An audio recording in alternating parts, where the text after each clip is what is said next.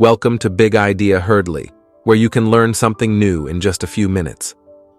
Today we listen to Gemma Rolls-Bentley's book, Queer Art from Canvas to Club and the Spaces Between, in which we probe into the transformative power of queer spaces in art, culture, and activism, challenging societal norms and fostering inclusive communities.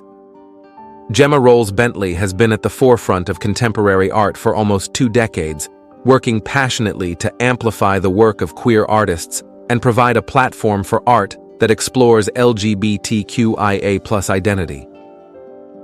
Don't go away. Hurdley, the editor, will be right back with the story.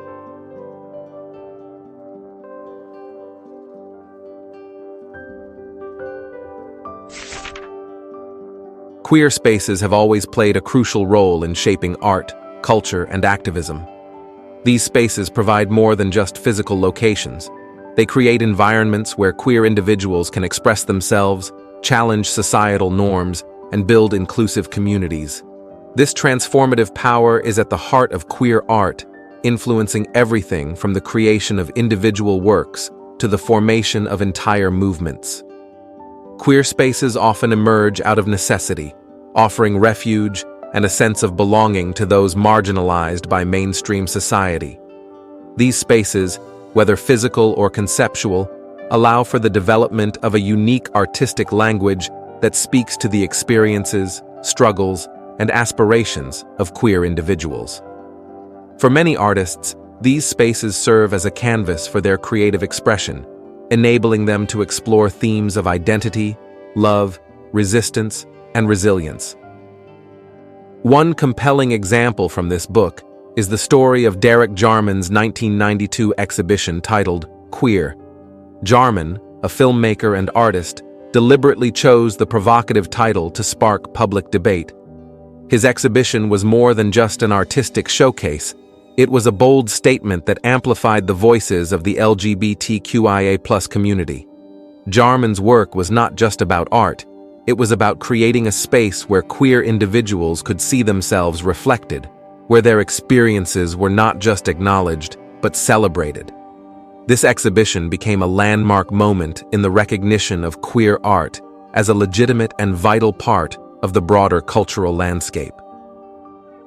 Another powerful narrative in this book centers around The Oscar Wilde Temple by David McDermott and Peter McGough.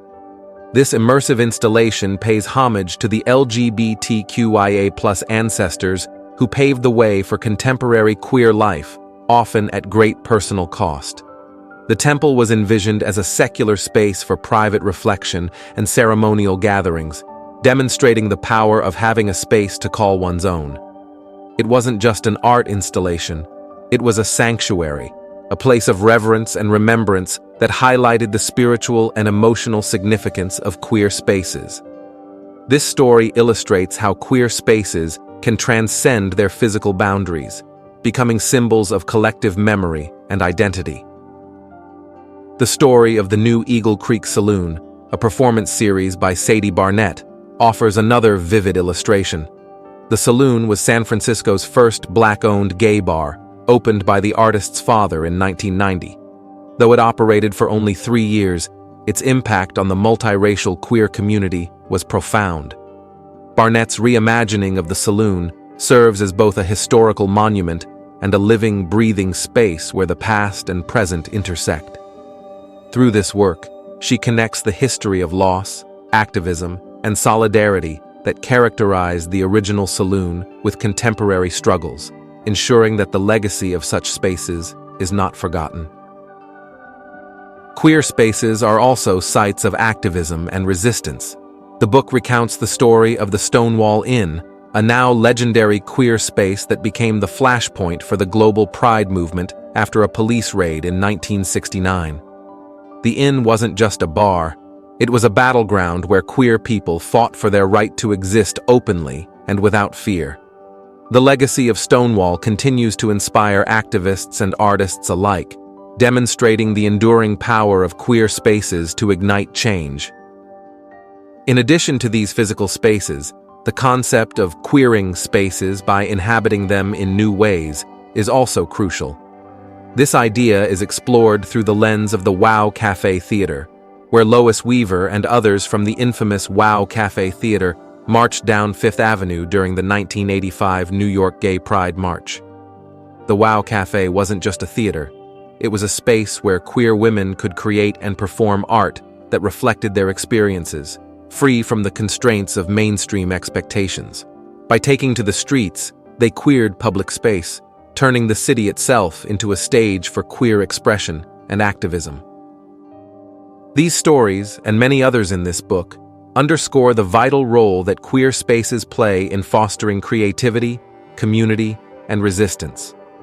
Whether through the creation of physical spaces like the Oscar Wilde Temple or the queering of public spaces like the streets of New York, queer spaces empower individuals to challenge the status quo and envision new possibilities for the future. The transformative power of queer spaces is also evident in the way they challenge traditional notions of identity and belonging. For instance, the narrative of the Refuge Migrantes LGBTQIA+ de Marseille highlights how queer spaces can serve as havens for those who have been displaced or marginalized.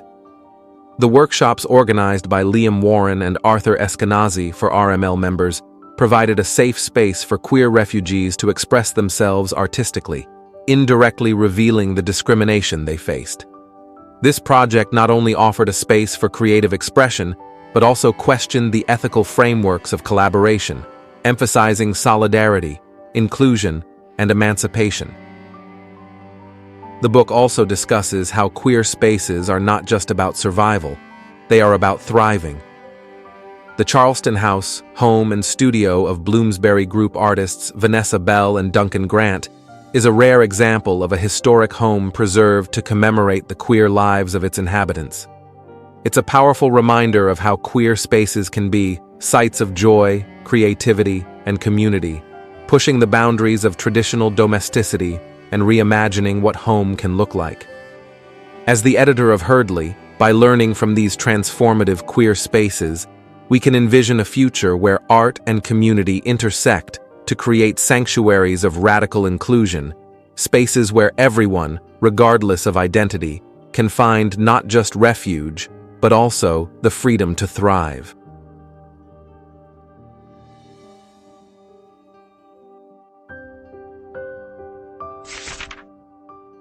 The transformative power of queer spaces is undeniable, serving as vital arenas where art, culture, and activism converge to challenge societal norms and foster inclusive communities. These spaces are not just physical locations, but also symbolic refuges where identity and creativity flourish. A particularly striking story from this book involves Zachary Drucker and Rhys Ernst's photographic series, Relationship. Documenting their romantic relationship between 2008 and 2014, this series captured their mirrored gender transitions, Drucker transitioning from male to female and Ernst from female to male. The intimacy of these images, set against the backdrop of their shared home, offers a powerful narrative of transformation, love, and the safety found within queer spaces. The photographs are more than mere documentation. They are an exploration of the profound impact that a supportive environment can have on personal growth and self-discovery. Through their work, Drucker and Ernst demonstrate how queer spaces can nurture not only creative expression, but also the deeply personal journey of identity formation. As we reflect on these stories, it becomes clear that queer spaces are essential for both individual empowerment and collective resistance. They provide the foundation for a culture that celebrates diversity and challenges oppression. By understanding and preserving these spaces, we can continue to support the creation of art and activism that inspires change and fosters a more inclusive future.